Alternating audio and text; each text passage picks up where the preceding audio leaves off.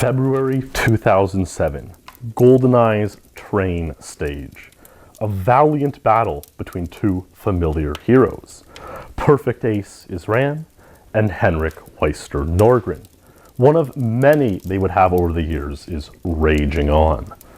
The 6th of the month, Ace, then Henrik, would both achieve Train Agent 104. The following day, Ace cut it down to 103 and then to 101 12 days later, a record that would remain untied for 3.5 years, besting his rival, at least for now. But for a moment on that February 7th, the elite community was bewildered by a video comparison that came out, one of the first of its kind, showing clearly that Henrik's Train Agent 104 appeared to be a faster run in real time than Ace's Train 103. Years later, whenever a GoldenEye record makes headlines in the wider speedrunning world, whether it be someone making a great untied world record, someone slaying an old untied, or a newcomer getting their first world record tie, at least one question becomes inevitable. Why do GoldenEye speedrunners still use in-game time? My friends, welcome back to the Fireside. It's been a few months, but it's October now. It's chilly enough to light it back up. It's about 10 degrees here, so I need to warm up, and if you do as well, come take a seat and hang out by the fire, and let's talk about in-game time in GoldenEye. You know, there's a good chance if you're a more casual follower of speedrunning, and I've come across news of a new record in GoldenEye 007, especially when it comes to tied records, you've wondered, why do GoldenEye speedrunners use the in-game time instead of real time? And chances are, if you've ever seen it explained simply, you might have read something like, you know, it'd be such a huge pain to go back and retime all these thousands of speedruns throughout history.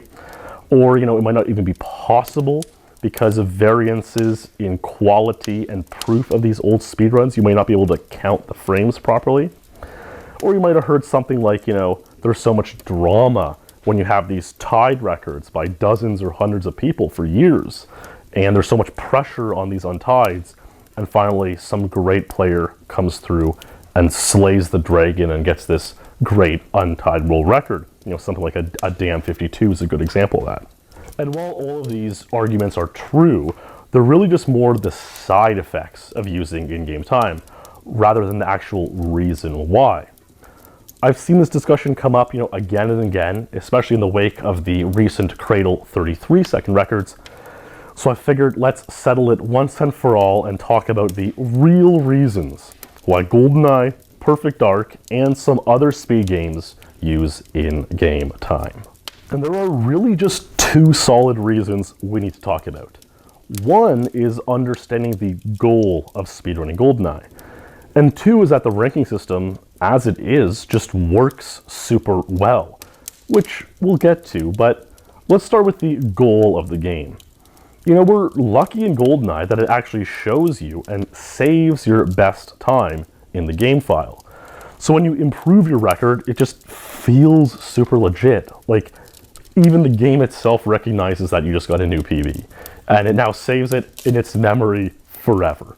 Or at least, you know, as forever as the code of a N64 cartridge battery lasts. But that's the goal of speedrunning the game. It's to beat your time and get a new best time to show up. And it's been that way ever since the very beginning. The game even rewarded you with in-game cheats for beating the target times back in the day, saving your records in the game files.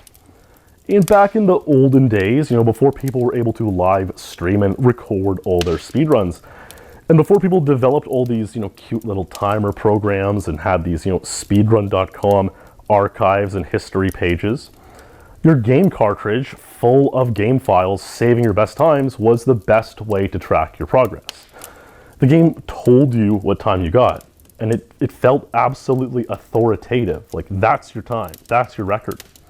And it still does, at least to me. You know, the game cartridge telling you what your record is feels a lot more legitimate to me than an external timer.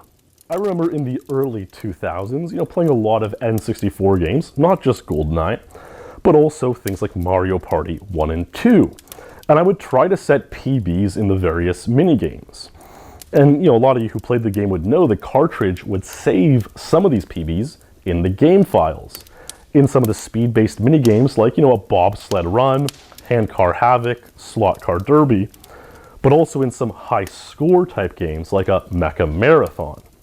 I remember spending many nights as a young goose, drinking glasses of milk to give me energy and physically exerting myself going for a mecha marathon PB. And, I could get somewhere in the mid-30s, although there are, people out there who can do that kind of crazy, like, lower arm twitch thing, and they can get into the high 40s or 50s. But playing this, the game told you your score, and that was your score. Now, I'd also try to get high scores or speedrun records in other Mario Party minigames that didn't save the records to the game files. Something like getting the most coins in Castaways or Deep Sea Divers, or something like the fastest win in Skateboard Scamper or Topsy Turny. The thing is, I'd have to find an external way to score those attempts. It was simple enough back then to just count the coins I got, or to see how much time remained on the clock in the top of the minigame. And I actually kept an old notebook where I'd manually track all my records with pen and paper. But these attempts in the games that didn't save the records just felt a little bit like less legitimate, It felt like they mattered less. There was just something so satisfying about getting a new record in one of the games that saved your score, and hearing that new record chime as the score saved permanently into the game files. Having to devise some sort of external scoring method, whether it be counting coins or points or manually timing your run, it just felt a little bit cheaper. And it would in GoldenEye too.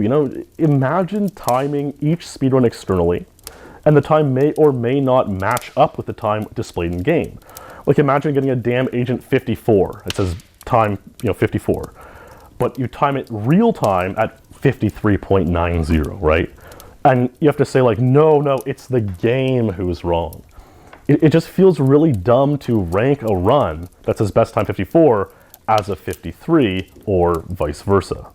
To me, that'd be as ridiculous as playing Mecha Marathon, rejecting the distance the game spits out, and going back to measure it externally by counting the pixels, or counting the number of button presses and calculating the average distance per press. It's like the game has a measurement to track your record, whether it's in time or distance. The point of the game is to figure out how to optimize that within the bounds of the games, regardless of the real time, real distance, real life accuracy of these measurements. It's like, who are we to argue with the score the game gives us? And even though things like lag can get the in-game timer a little out of whack, there's actually a really insanely technical posts I'll link in the description if you want to learn about lag frame integers and the N64 CPU cycle counter that Henrik wrote up. But the thing is, these can get the timer of the game out of whack a little bit, but it's never that out of whack to make the game nonsensical or ruin the integrity of the competition. And you might have heard a few stories of guys like me saying, oh, the timer glitched, I should have got this record. But they're just instances of us being overly dramatic. When you get a time that feels like it makes no sense, once you re-watch it and study where you might have lost time to lag, the ending in-game time almost always makes sense when you think of it from the perspective of the game's logic. Reducing lag, for example, is something Ace did on his train Agent 103, killing more guards, and this generally results in the in-game timer being more closely in sync with real time. And that, to me, that can just be seen as another strategy development or understanding that helps GoldenEye speedrunners improve their best scores, or in other words, fastest times. And when it comes to real time, it's not like that's infallible either. I remember back at SGDQ 2017, for the first few runs, the timer was running too slow. A minute real time might pass, but the timer would only display 59 seconds has passed. So as a result, a number of runners thought they'd broken the world records live on stream. Now the issue is pretty quickly identified and remedied, within the first 4 or 5 games. But real-time timers having problems, I think, is a very overlooked thing in speedrunning. I would pretty much guarantee there are at least some records on speedrun.com right now, especially in games that aren't too heavily moderated or studied, that have miscounted real time. Whether that just be, through happenstance, someone's PC isn't that optimized and the timer runs slow, or whether it's like through intentional cheating. I would almost guarantee that there are many runs with real time that have this issue out there. And there's a similar problem when you try to calculate the exact real time with streamed runs that drop frames or other low quality speedrun captures. There's Goose again, harping on the low quality guys out there.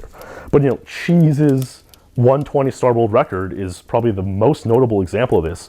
It's unverified on the speedrun.com leaderboard because of too many dropped frames. In his case, it was because of the BitCup, which is a super laggy app. What are the BitCup guys doing? It's like worse than opening LimeWire on your laptop in the year 2005. They gotta fix that. But it dropped too many frames on Cheese's 120-star world record, the 139.19, and it makes it impossible to time precisely, Neither real time nor in-game time are perfect and infallible. So it just comes down to what makes the most sense for you and your speed game. And in GoldenEye, using the in-game time makes the most sense. I think there's this kind of misconception that most GoldenEye records are multi-tied by tons of people, and so the world records are as trivial as something like the, collect the most gold Sculptulas leaderboard on Twin Galaxies. Oh, this is far from the truth. Only 6 of GoldenEye's 60 levels have world records which are tied by more than 10 people. 44 of the game's records are tied by 4 or fewer people.